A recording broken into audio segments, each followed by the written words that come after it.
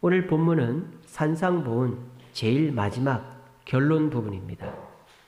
예수님은 이 땅에 오셔서 글을 남기신 적이 없습니다. 예수복음, 예수행전 이런 거 없죠. 예수님은 글을 남기신 적이 없고요. 설교는 딱 한 편을 남기셨습니다. 기도문이야 겟세마네 기도도 있고 또 대제사장적 기도도 있고 여러 가지 기도문들이 있지만 예수님이 이 땅에 남기신 설교문은 오직 마태복음 5장서부터 7장까지 나오는 이 산상보훈의 말씀밖에 없습니다. 그 산상보훈의 말씀 중에서도 결론, 정수가 바로 오늘 저와 여러분들이 읽은 마태복음 7장 13절에서 27절 말씀이 되겠습니다. 그러니까 예수님이 글을 남기신 적이 없는데 유일하게 남기신 설교문 중에서 결론이니까 여기에는 예수님의 크나큰 진리와 아주 절박한 심정이 담겨 있는 것입니다. 그래서 오늘 이 마태복음 5장 끝부분, 7장 끝부분에서 예수님은 예수님의 제자가 어떻게 될 수 있는가에 대해서 설명하고 있습니다. 아이고 목사님, 마태복음 5장부터 7장은 산상보훈, 천국 백성의 삶을 얘기하는 것이 아닙니까? 그렇죠. 천국 백성은 어떻게 살아야 된다. 원수를 사랑하고 오른뺨을 떼면 왼뺨도 되고 오리를 가자면 십리를 가고 그런 내용들이 나옵니다. 그런데 이 내용은 천국 백성을 위한 내용이기도 하지만 곧 주님의 제자가 되는 방법을 설명하는 것입니다. 어떻게 그렇게 이해할 수 있습니까? 여러분 신약 성경에 그리스도인, 헬라어로는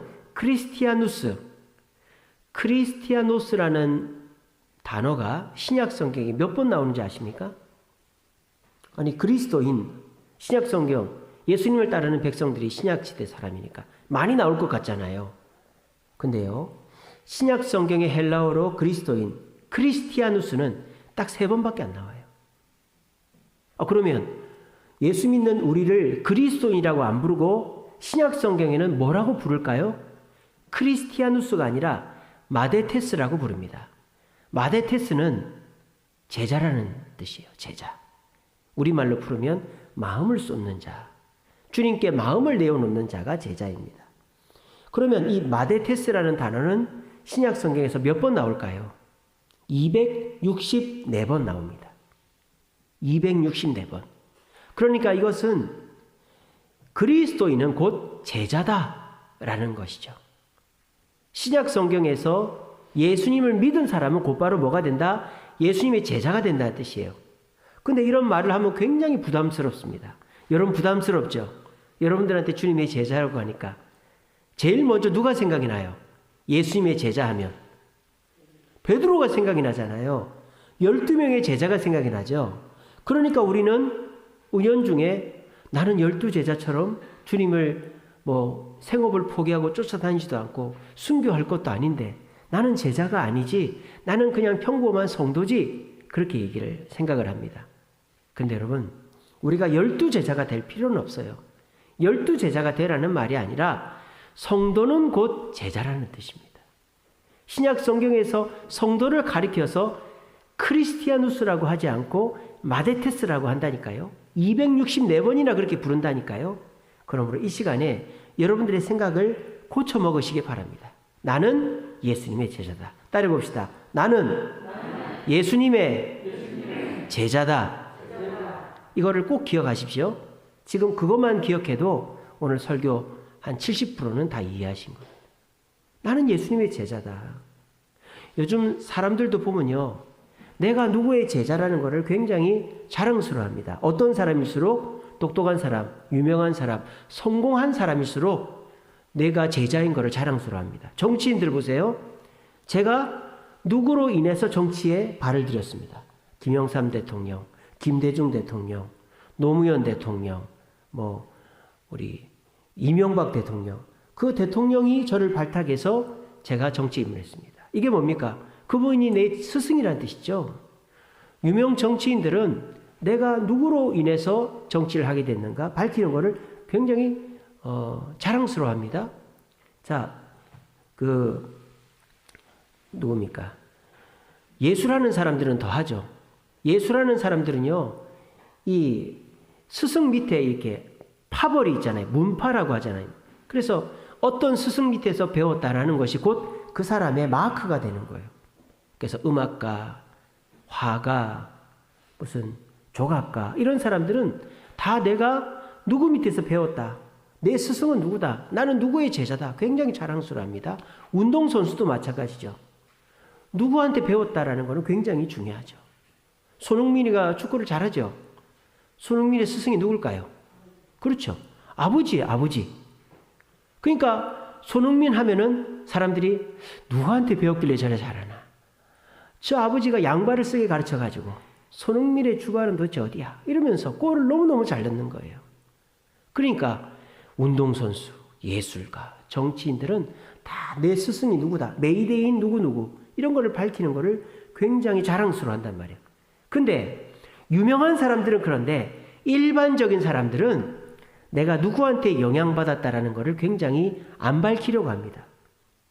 그래서 요즘 사람들한테 그거 누구한테 들었어요? 그러면 그냥 내가 인터넷에서 검색했어요. 그거 누가 가르쳐줬어요? 제가 그냥 옛날부터 알고 있던 거예요. 이렇게 얘기하지 누구한테 배웠다, 누가 가르쳐줬다 이런 말을 잘 안 해요. 특별히 부모님이 애한테 옷을 사주고 선물을 사주고 뭘 해줬단 말이에요. 그래서 여러 사람들 앞에서 이거 내가 해준 거야. 그럼 애들이 뭐라고 그럽니까? 예, 우리 엄마가 해줬어요. 우리 아빠가 이렇게 하지 않고 엄마는 왜 그런 얘기해? 하지 마. 요즘 애들이 그런다니까요. 아니 엄마가 선물 사주고 욕 들어먹고 있다니까요. 아버지가 뭐 차 바꿔주고 욕 들어먹고 있다니까요. 뭔 얘기를 하면 엄마는 왜 그런 얘기해? 아빠는 왜 그런 얘기해? 부끄럽게. 그런 얘기 하지 마. 그런단 말이에요. 왜 그럴까요?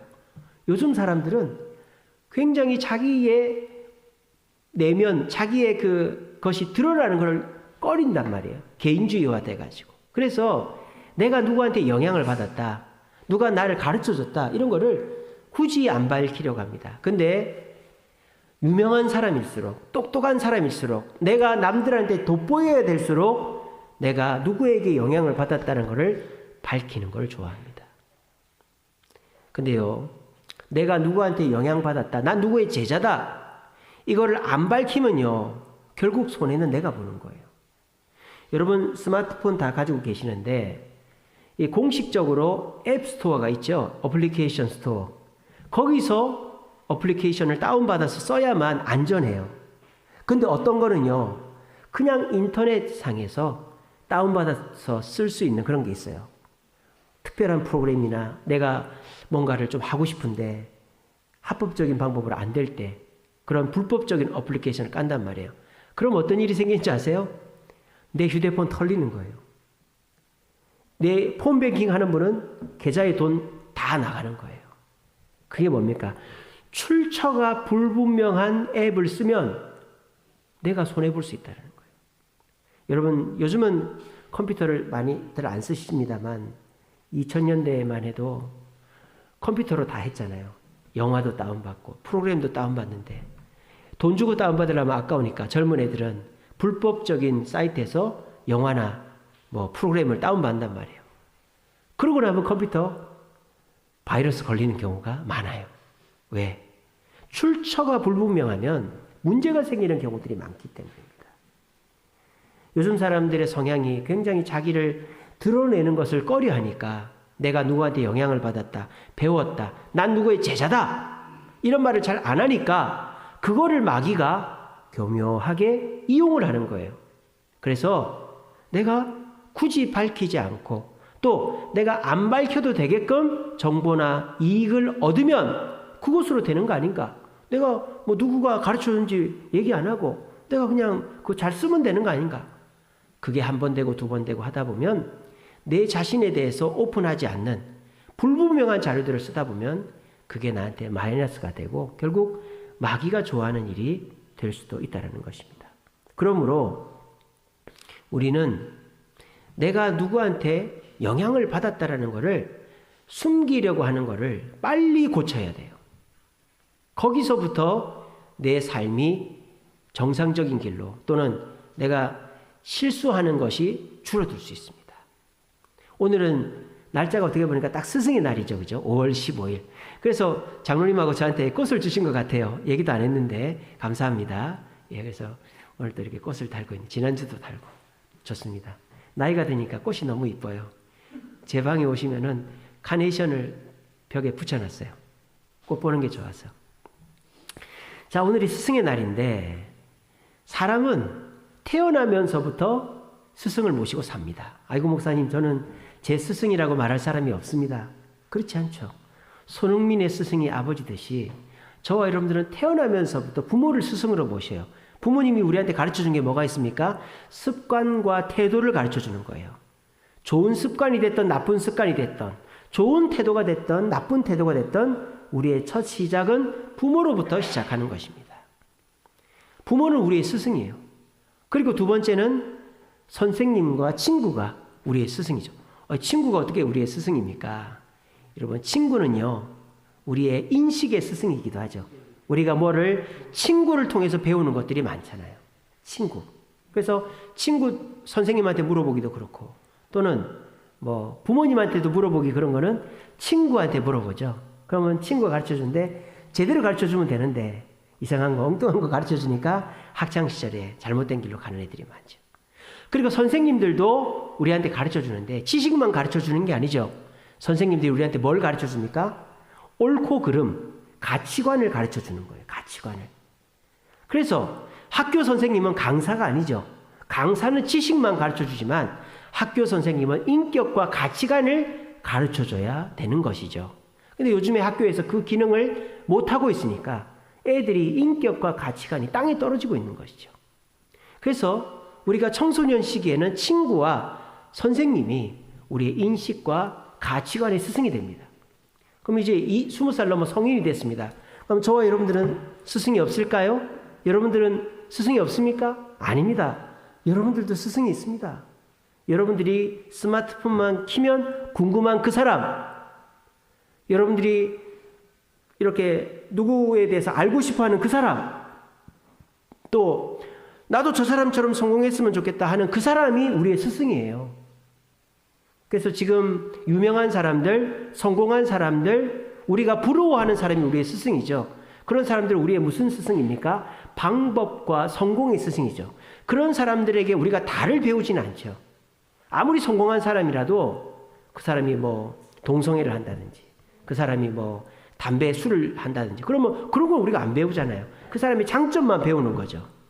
이게 뭡니까? 어른이 되면 우리가 아무것도 안 배우는 게 아니라 끊임없이 배우는데, 성공한 사람, 또 어떻게 하면은 성공할 수 있는지 노하우를 알고 있는 사람에게 우리는 끊임없이 배우는 거예요. 그러니까 우리가 태어나서부터 죽을 때까지 스승이 한 번도 없어 본 적이 없다라는 거예요. 그래서 아리스토텔레스는 이런 말을 했습니다. 우리는 부모에게 빚이 있다. 그렇죠. 우리를 낳아주시고 키워주시고 우리는 부모에게 빚이 있다. 근데 우리가 더 많이 빚진 사람이 있다. 더 많이 빚진 사람이 있다. 누굴까요? 바로 스승이다라는 거예요. 부모보다도 더 많이 빚을 우리가 지는 사람이 스승이다. 왜? 부모님은 우리 뭐 20살 정도까지 우리를, 요즘은 30살, 요즘 40대까지 부모님 곁에 있는 분들도 계시지만, 그러니까 30살 되면 이제 부모님 곁을 떠나죠. 대부분 다. 한 30살, 30대까지 부모님 곁에 있습니다. 근데 요즘은 웬만한 분들은 80대까지 살잖아요. 90, 100살까지 사는 분들도 요즘은 흔히 볼 수 있습니다. 그러니까 우리가 100살까지 산다고 보면 나머지 70인생은 부모님이 스승이 아니라 다른 사람이 우리의 스승이 되는 거예요. 그러니까 우리가 부모에게 진 빚보다 스승에게 지는 빚이 더 많다라는 겁니다. 그러므로 지금 이 시간 나는 예수님의 제자다. 제자는 12제자와 같이 특별한 사람이 제자가 되는 게 아니고 예수 믿는 그 순간 나는 예수님의 제자가 된다. 이거를 명심하시고, 두 번째, 우리는 이 세상 살면서 죽을 때까지 누군가를 스승으로 모시게 돼 있다. 내가 인정하든 안 하든. 근데 유명한 사람일수록, 성공한 사람일수록 내 출처를, 나에게 영향을 준 사람을 밝히는 것을 굉장히 자랑스러워한다. 왜? 그래야 내가 그 사람의 후광을 입을 수 있으니까. 그 생각을 하시고, 그렇게 나는 제자임을 명심하시기 바랍니다. 그리고 우리는 세상 사람들의, 유명한 사람들의 제자이기도 하지만 누구의 제자입니까? 우리는 그리스도, 예수님의 제자들이죠. 그러므로 우리가 예수님의 제자라는 것을 명심해야 됩니다. 그러면 우리가 행복해지는 방법은 뭘까요? 빨리 예수님의 제자가 되는 것입니다. 예수님의 제자가 되는 것을 거부하거나 미루지 마시고, 제가 지금은 교회 가는 것도 버겁습니다. 지금은 제가 뭐 이것저것 배울 여가가 없습니다.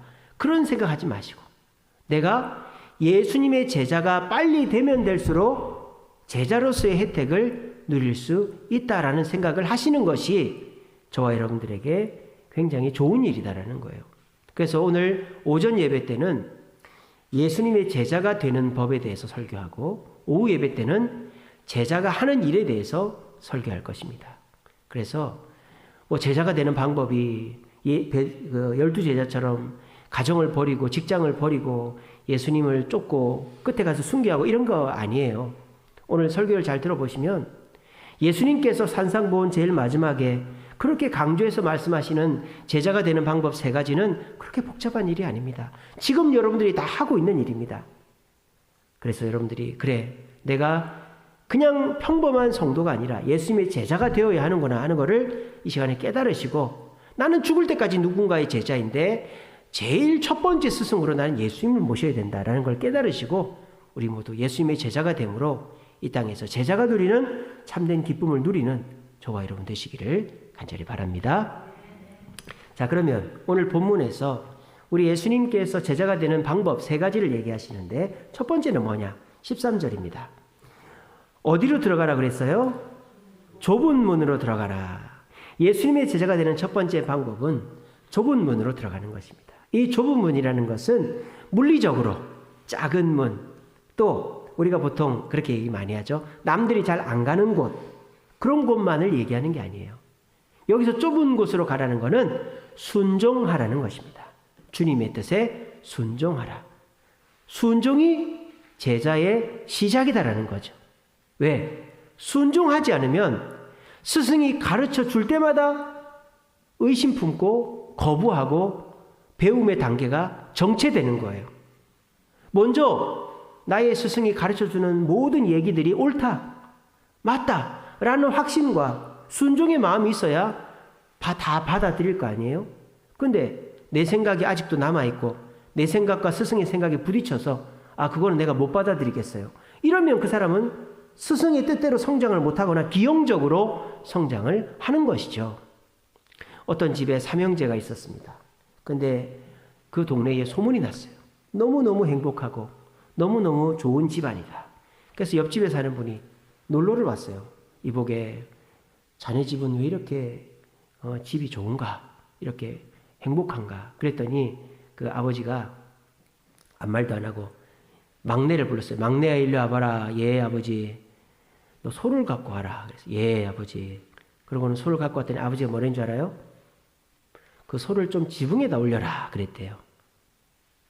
여러분 같으면 그 말 따르겠어요? 대번에 그러죠. 아버지, 소를 지붕에 어떻게 올려요? 소가 300kg인데 소를 지붕에 어떻게 올립니까?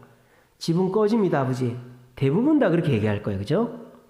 근데 그 아들은 네 아버지 하고는 소를 지붕에다 올리려고 한 거예요. 그리고는 그 찾아온 손님한테 우리 집안의 행복의 비결이 이거요 그랬다는 거예요. 부모가 틀린 말을 해도 하는 신용이라도 하면 그 순종이 있으면 그곳에는 행복이 있다는 거예요. 저는 제자의 시작은 인생을 다시 돌아보는 것에서부터 시작한다고 생각합니다. 내가 지금까지 좋아했던 거, 내가 지금까지 목표로 삼았던 거, 내가 지금까지 미워했던 저 사람, 이런 것들을 다 제로 그라운드, 기초에서 다시 살펴보는 거죠. 예수님의 뜻 가운데서. 그래서 내가 좋아했던 것을 주님이 좋아하지 말라고 하면 안 좋아해야 되는 거예요. 내가 목표로 삼았던 것을 주님이 바꾸라면 바꿔야 되는 거예요. 내가 미워했던 사람도 주님이 사랑하라고 하면 사랑하는 거예요. 이게 제자의 출발이요 시작이다라는 거예요. 그런데 그게 안 되면 아무리 주님 곁에 있어도 제자로서 출발을 못한다 이 말입니다. 그 대표적인 사람이 누구예요? 베드로입니다. 요한복음 21장 18절에 예수님이 부활하셨음에도 불구하고 갈릴리 바다에 물고기 잡으러 간 베드로에게 예수님이 나타나셨죠. 그래서 뭐라고 하십니까? 네가 나를 사랑하냐? 3번을 물으셨어요. 그때 베드로가 너무 부끄러워가지고 대답을 제대로 못하지만 어쨌든 고백을 합니다. 내가 주를 사랑하는 줄 주께서 아십니다. 그때 예수님이 뭐라고 하신 줄 아세요?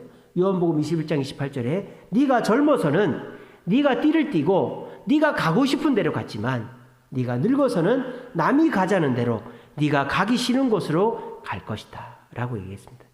베드로는 3년 동안 제자가 아니었던 것이죠.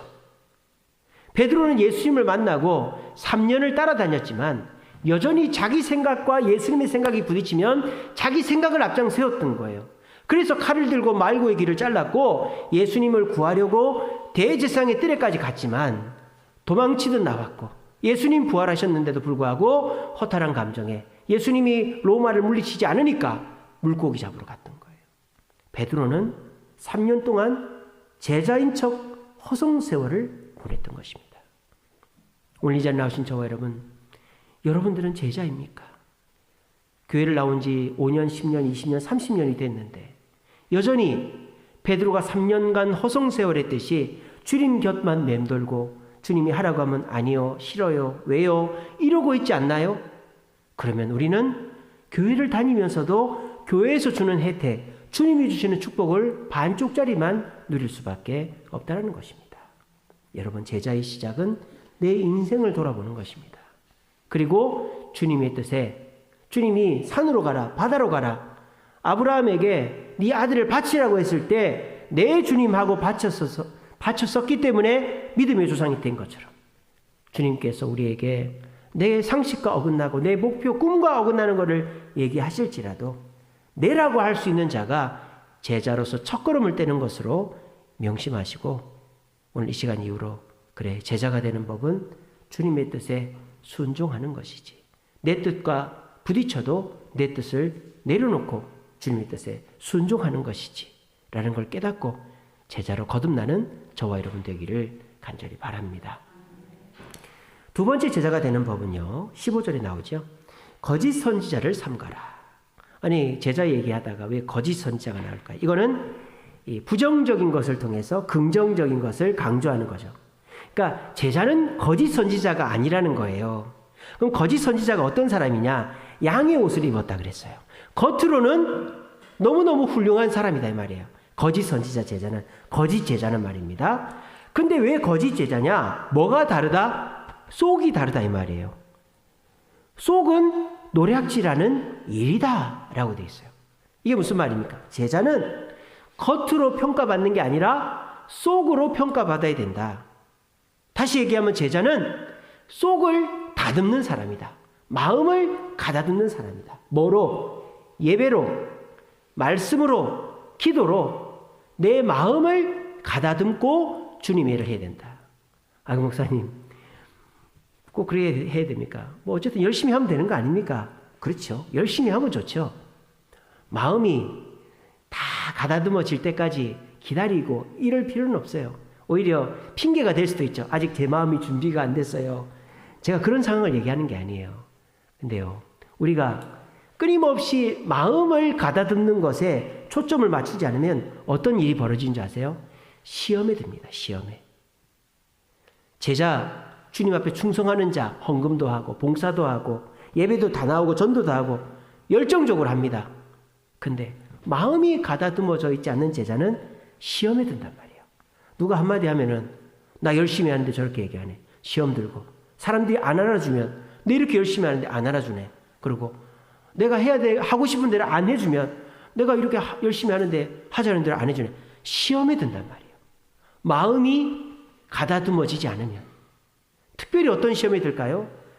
내가 열심히 하는데 나보다 열심히 안 하는 사람이 인정받을 때 엄청나게 큰 시험이 드는 거예요. 그래서 제자는 먼저 예수님의 마음으로 말씀을 듣고 기도를 하고 예배를 드리며 마음을 가다듬어야 되는 거예요.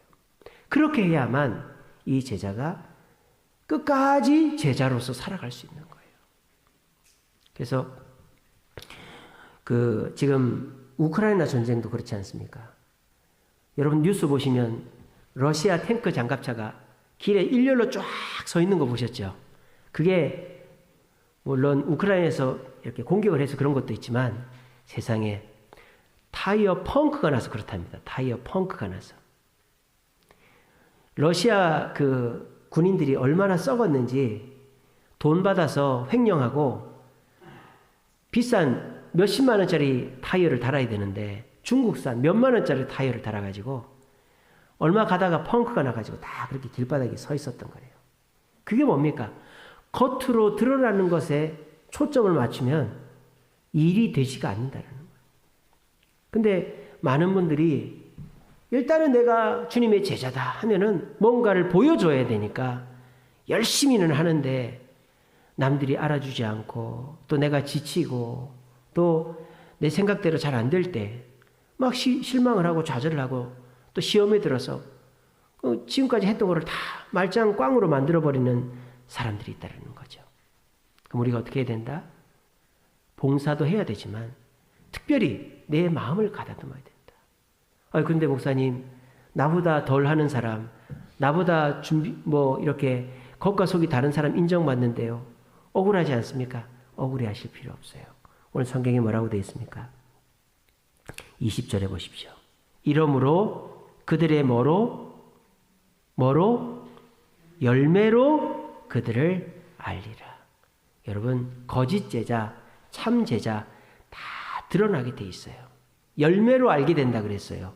주님께서 다 드러나서 결산하신다 이 말이에요. 그러므로 여러분, 주님 앞에 마음 준비될 때까지 저는 일 못해요. 일어나는 게 아니라 내가 봉사는 하지만 내가 주님 앞에서 마음이 준비가 돼야 실망하지 않고 시험 들지 않고 끝까지 최선을 다하고 결국 주님이 알아주신다. 열매로 알아주신다. 라는 마음을 가지고 마음을 가다듬는 자가 제자다라는 걸 기억하시기 바랍니다. 세 번째로 제자가 되는 법은 무엇인가? 22절입니다. 그날에 많은 사람이 나더러 이르되 주여 주여 우리가 주의 이름으로 선지자 노릇하고 귀신을 쫓아내고 많은 권능을 행했습니다. 이런 사람은 주님의 제자가 아니다라는 거예요. 어떤 자가 21절에 보시면 내 아버지의 뜻대로 뭐 하는 자? 행하는 자가 제자다. 제자는 첫째로 주여 주여 하는 자가 제자가 아니라 그랬어요. 하겠습니다. 열심히 하겠습니다. 맨날 다짐만 하는 자가 제자가 아니에요. 행하는 자라 그랬어요. 근데 그 행하는 것을 내 뜻대로, 내가 원하는 대로, 내게 유리한 대로 하는 사람이 아니라 아버지의 뜻대로, 아버지가 원하는 대로, 아버지를 기쁘시게 하는 자가 제자다라는 것이죠. 그러면 아버지가 원하는 것이 뭘까요? 내가 주님의 제자를 해야 될 일이 뭘까요? 행해야 될 게 뭘까요? 지금 여러분들이 하고 있는 거예요. 가정에서 아이들 키우고 직장 생활하고 또 교회 와서 봉사하고 여러분 개인적으로 하는 그 모든 일들이 주님이 하라고 하는 행동입니다. 아이고 목사님 그러면 제가 제자로 잘 하고 있네요. 그렇죠. 근데 한 가지가 부족해요. 그게 뭡니까? 아버지의 뜻대로 예수님의 이름으로 하면 되는 거예요. 아이들을 키울 때에도 예수님의 이름으로 아이들을 키우고 직장 일을 할 때에도 예수님의 이름으로 직장 일을 하고 교회 봉사를 해도 예수님의 이름으로 교회 봉사를 하면 제자로서 일을 하는 거예요. 무슨 차이가 있을까요? 내 이름으로 아이들한테 야단을 치면 내 감정이 나가죠. 화를 냅니다. 예수님의 이름으로 아이들을 키우면 아이들을 주님의 뜻대로 화도 덜 내고 바르게 키우는 거죠. 내 이익 따라서 직장 일을 하면 사기도 치고 또 적당히 게으름도 부립니다만 예수님의 이름으로 직장 일을 하면 게으르지 않고 주님의 이름에 누가 되지 않게끔 하려고 애를 쓰는 거죠. 내 이익을 위해서 교회 봉사를 하면 사람들이 알아주기를 바라고 또 내가 돋보이기를 바라지만 주님의 이름으로 교회 봉사를 하면 주님이 영광 받으시고 주님이 드러나면 그로 족한다. 겸손한 마음이 드는 것이죠. 종이장 한 장 차이인 것 같지만 주님의 이름으로 아버지의 뜻대로 하느냐 안 하느냐는 제자로서의 행동을 하느냐 안 하느냐의 중요한 기준이 된다는 것입니다. 오늘 제자는 어떤 사람인가? 제자가 되는 법은 어떤 것인가? 세 가지 말씀드렸습니다. 첫 번째는 순종. 두 번째는 마음, 세 번째는 아버지 뜻대로 일하는 자입니다. 이것은 이미 여러분들이 다 하고 계신 겁니다. 근데 여러분들이 내가 제자가 되기 위해서 이런 일을 해야 된다라는 거에 대해서는 생각을 못하고 있었을 뿐이에요. 지금부터 생각하시면 돼요. 나는 주님의 제자가 되어야 된다. 주님의 제자가 되려면 내 생각이 있어도 주님의 생각에 순종해야 된다. 주님의 제자가 되려면 내가 먼저 마음을 갈고 닦아야 된다. 주님의 제자가 되려면 하나님 아버지 뜻대로 하듯 예수님의 이름으로 가정일, 직장일, 교회를 하면 된다라는 마음으로 우리 행동하심으로 주님의 제자로 성장해 나아가시는 저와 여러분 되시기를 간절히 바랍니다. 말씀을 맺겠습니다. 그러면 제자가 되면 뭐가 좋은가? 오늘 24절에 결론적으로 나옵니다. 그러므로 누구든지 나의 이 말을 듣고 제자란 순종하는 자, 마음을 갈고 닦는 자, 주님의 사명, 아버지 뜻대로 행하는 자, 이 말을 듣고 행하는 자는 그 집을 반석 위에 지은 지혜로운 사람 같다. 무슨 말입니까? 주의 말씀대로 제자가 되는 자는 평안을 누린다 이 말이에요. 땅도 뭐를 심어도 잘 되는 땅이 있어요. 땅이 좋으면 농사가 쉽죠. 우리가 제자가 되면 가정에서, 직장에서, 교회에서 뭘 해도 잘 되는 거예요.